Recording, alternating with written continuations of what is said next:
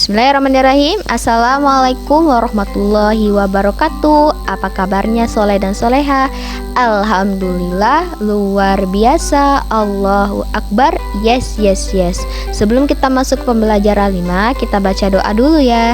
Sikap berdoa, tangan diangkat, kaki dirapatkan, kepala ditundukkan, matanya dipejamkan. Berdoa, mulai doa sebelum belajar. Bismillahirrahmanirrahim. Raditu billahi robba wabil islami dina wabi muhammadin nabiyya wa rasulah. Rabbi zidni ilma warzuqni fahma. Amin.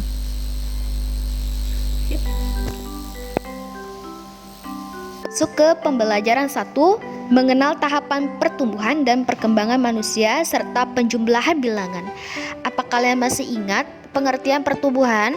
Pertumbuhan adalah proses perubahan dari kecil ke besar yang bisa diukur. Contohnya perubahan berat badan dan perubahan tinggi badan. Sedangkan perkembangan adalah proses perubahan dari sederhana menjadi kompleks. Contohnya, ketika bayi kita bisa merangkak, dan ketika sudah anak-anak kita bisa berlari dan berjalan. Perhatikan gambar berikut ini. Berikut ini adalah pertumbuhan dan perkembangan Udin. Pada bagian A, Udin masih bayi. Pada bagian B, Udin sudah bisa merangkak. Sedangkan pada bagian C, Udin sudah bisa berjalan dibantu oleh bundanya. Manusia mengalami pertumbuhan seperti pada gambar dari bayi menjadi dewasa. Manusia juga mengalami perkembangan dari mulai merangkak hingga bisa berlari.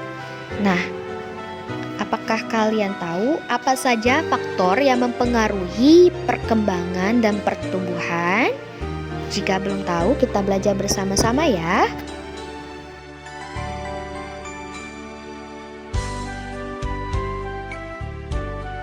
Faktor pertumbuhan dan perkembangan. Yang pertama, ada makanan bergizi seimbang. Biasakan untuk makan makanan bergizi yang diperlukan tubuh ya soleh-solehah. Banyaknya gizi pada makanan juga disesuaikan keperluan tubuh. Makanan bergizi dan seimbang terdiri atas makanan pokok, sayur mayur, dan lauk pauk. Selain itu, ada juga buah-buahan dan minuman. Yang kedua, olahraga yang teratur. Olahraga teratur baik untuk kesehatan dan pertumbuhan. Olahraga dapat menguatkan tulang dan otot, selain itu dapat melancarkan peredaran darah. Yang ketiga, istirahat yang cukup.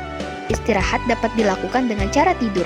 Tidur sebaiknya dilakukan paling sedikit 8 jam. Nah, untuk gerak tari, silakan soleh-soleha pelajari gerak tari pada subtema 2, pembelajaran 1, halaman 35. Pahami dan pelajari bersama orang tua di rumah ya.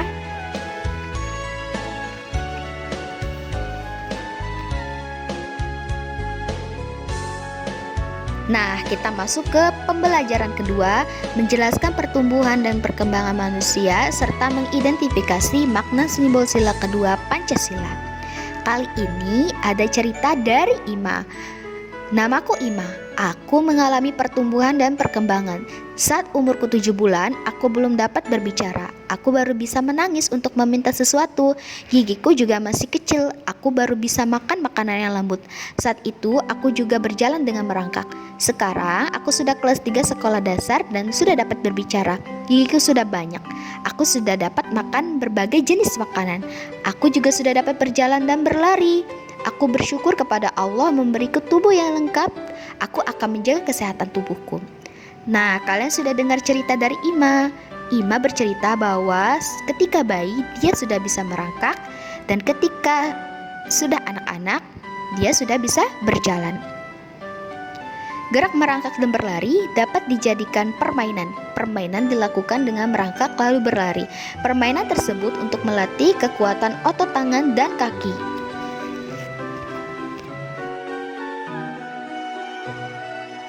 Ingat simbol dari sila ini?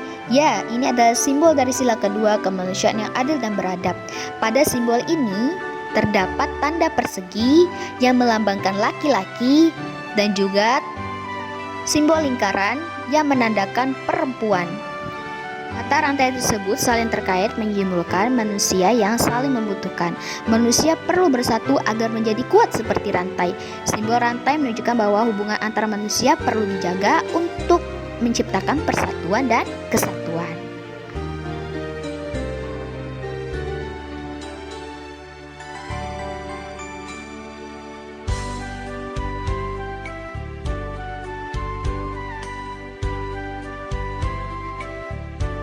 Nah, kita masuk ke pembelajaran 3. Menjelaskan tentang makanan bergizi dan menyelesaikan soal cerita tentang penjumlahan.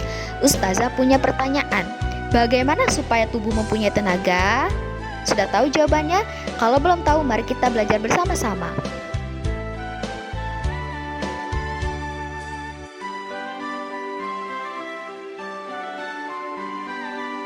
Tubuh memperoleh tenaga dari makanan dan minuman. Semua makhluk hidup memerlukan makanan. Manusia memerlukan makanan untuk tumbuh dan berkembang.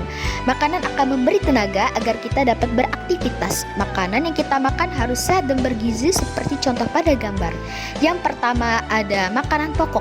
Contohnya nasi, kentang, jagung, roti, ubi, dan sagu.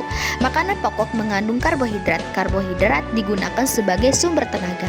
Yang kedua ada lauk pauk, contohnya daging, ikan, tahu, tempe, telur, dan cumi-cumi.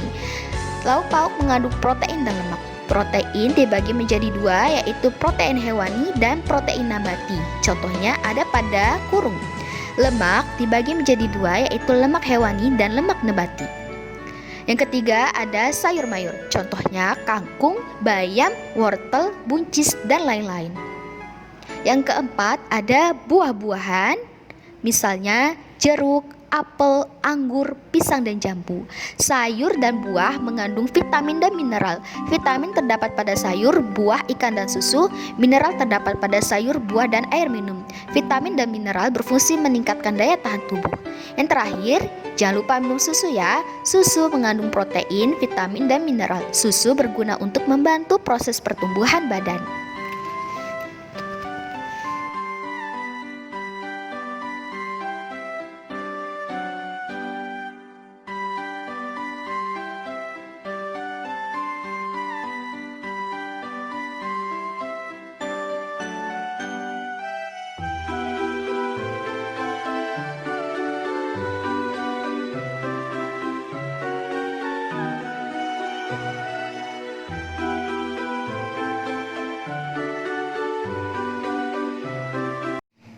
Sekarang kita akan menghitung berapa jumlah bata yang diperlukan. Dimulai dari belakang dulu ya. 0 ditambah 0, 0. 0 ditambah 0, 0. 6 ditambah 5 hasilnya adalah 11. 1 yang di belakang kita taruh di bawah 6 ditambah 5. Sedangkan 1 yang di depan kita taruh di atas. Jadi 1 yang di belakang ditaruh di bawah, 1 yang di depan ditaruh di atas. Sehingga 1 ditambah 2 hasilnya 3, 3 ditambah 2 hasilnya 5. Jadi jumlah batu bata keseluruhan adalah 5.100. Ustazah ada sedikit catatan. Untuk halaman 43 pembelajaran 3, silahkah soleh dan soleha mempelajari sendiri di rumah bersama orang tua ya.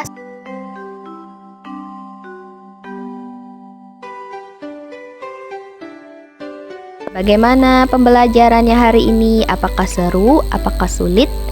Sampai jumpa ya di pembelajaran selanjutnya. Kita berdoa dulu ya soleh-solehah. Sikap berdoa, tangan diangkat, kaki dirapatkan, kepala ditundukkan, matanya dipejamkan. Berdoa, mulai doa setelah belajar. Bismillahirrahmanirrahim. Wal 'asr innal insana lafi khusr illal ladzina amanu wa amilus solihati wa tawasaw bil haqq wa tawasaw bis sabr. Doa penutup majelis. Subhanakallahumma wa bihamdika asyhadu alla ilaha illa anta astaghfiruka wa atubu ilaik. Assalamualaikum warahmatullahi wabarakatuh.